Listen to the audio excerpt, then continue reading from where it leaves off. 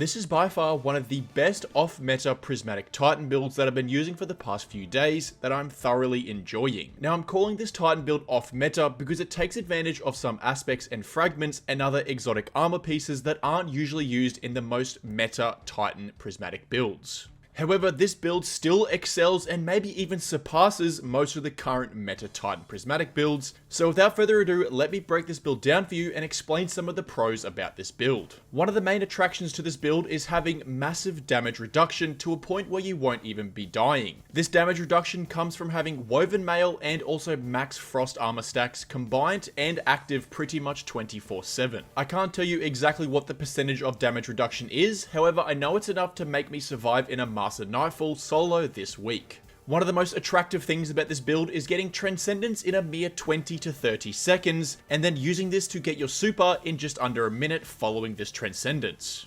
You will also have the ability to suspend enemies whenever you like, making them just completely out of the game. Even though we aren't running Diamond Lance, you will still be able to freeze enemies with massive shattered damage. If any of this seems appealing to you, make sure you stick around for the entire video so I can break down each and every part. So without further ado, let's get into the build. The exotic that we're taking advantage of and what really makes this build is the Abeyant Leaps in the leg armor slot. Everyone knows how these works. Whenever you use your class ability, it's going to send out little beams that will track to enemies and suspend them. The main reason we are using this specific exotic armor piece is to get the woven mail every time we suspend a target.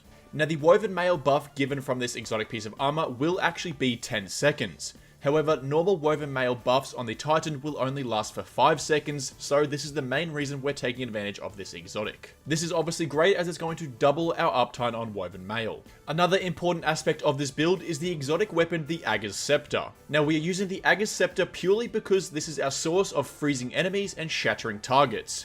This will also allow us to get frost armor, which is another appealing aspect of this build. As for the two aspects, obviously one of them is going to be the Drenger's Lash because we're using the Abeyant Leaps, and the other one is going to be Consecration. Consecration is just far too good to not be used in any Titan Prismatic build, so Consecration is obviously a no-brainer here. As for the grenade, we are also going to be using the Shackle Grenade, which is very important here because every time we suspend enemies with this as well, we're going to get 10 seconds of woven mail. Anyway, with most of the basics now out of the way, let's cover the simple gameplay loop. To start off the gameplay loop, you want to suspend targets by using your class ability. This will grant you 10 seconds of woven mail, and it will also suspend the targets. From here, use your Consecration to pretty much absolutely wipe the floor with them, killing them immediately and generating lots of orbs of power.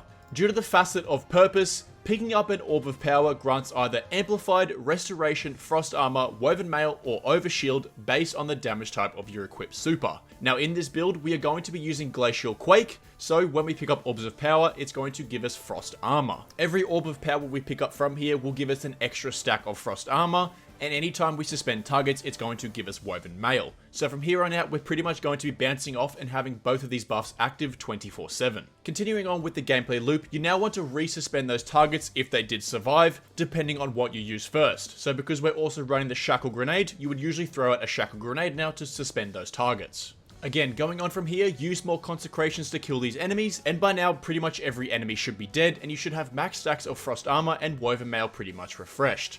From here on out, once you're out of abilities, use your Aga's Scepter to freeze any targets, and then you want to kill them, causing massive shattered damage. This is going to create more Orbs of Power and also give you massive ability regeneration. From here, you should definitely have your Transcendence by now, so you can go ahead and use this to then finish off and get your super.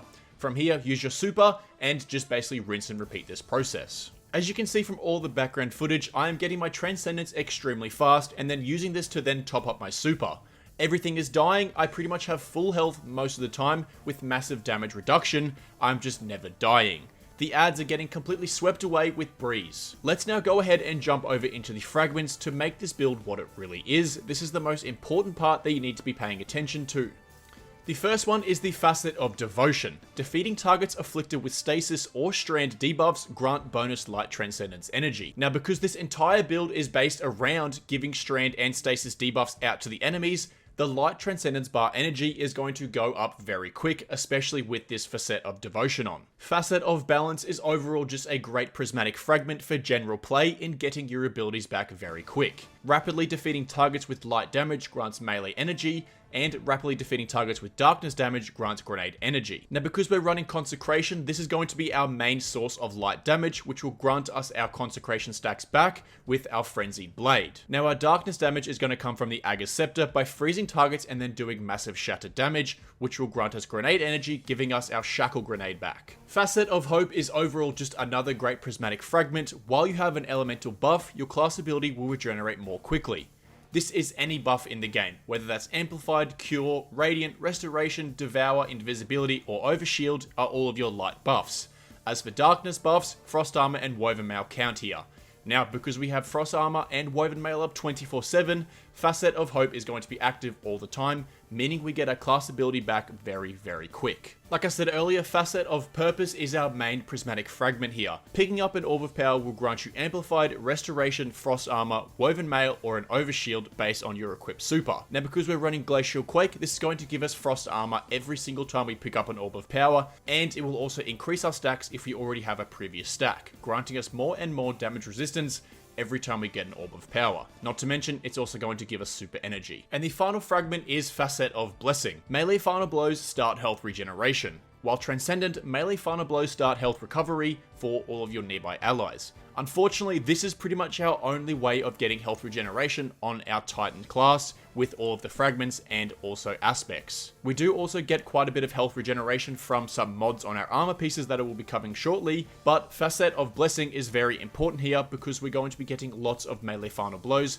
with obviously our Consecration and also Frenzy Blade. Now we want to cover some armor mods that are very important in excelling this build even further. Starting off with the helmet, we want to be running Special Ammo Finder, Dynamo, and also Hands On. Special Ammo Finder is going to give us much more ammo for our Ager's Scepter, while Dynamo and Hands On is going to give us an incredible amount of super energy every time we get kills with Consecration. Moving over into the gauntlets, we're going to be running Impact Induction, Heavy-Handed, and also Focusing Strike. Pretty much this is just going to reduce all of the cooldowns on the other ability when we use other abilities. So, as an example, we throw a grenade, it's going to reduce our melee cooldown. We use a melee, it's going to reduce our grenade cooldown. It's all just reducing cooldowns overall. On the chest piece, I just run whatever resistance I need for the said activity, whether it's Solar, Void, Arc, whatever it is, just run triple resistance on the chest piece. As for the boots, I like to run Recuperation and Better Already. This will help us get health regeneration back and also start our shield regeneration every time we pick up an Orb of Power. Like I said earlier, we don't have much way of regenerating our health, so using Recuperation and Better Already are very, very important here. Absolution will also help us here as well, so throw that one on. Now, as for the mark, running Powerful Attraction and Reaper are very important here. I like to throw in Special Finisher as well, so that I can get more special ammo if I need. Powerful Attraction here is very useful. Every time we use that class ability, it's going to suck in any orbs that are around us, giving us more Frost Armor, Woven Mail, super energy, all that fun stuff. And obviously Reaper as well is going to generate more orbs every time we do use this ability.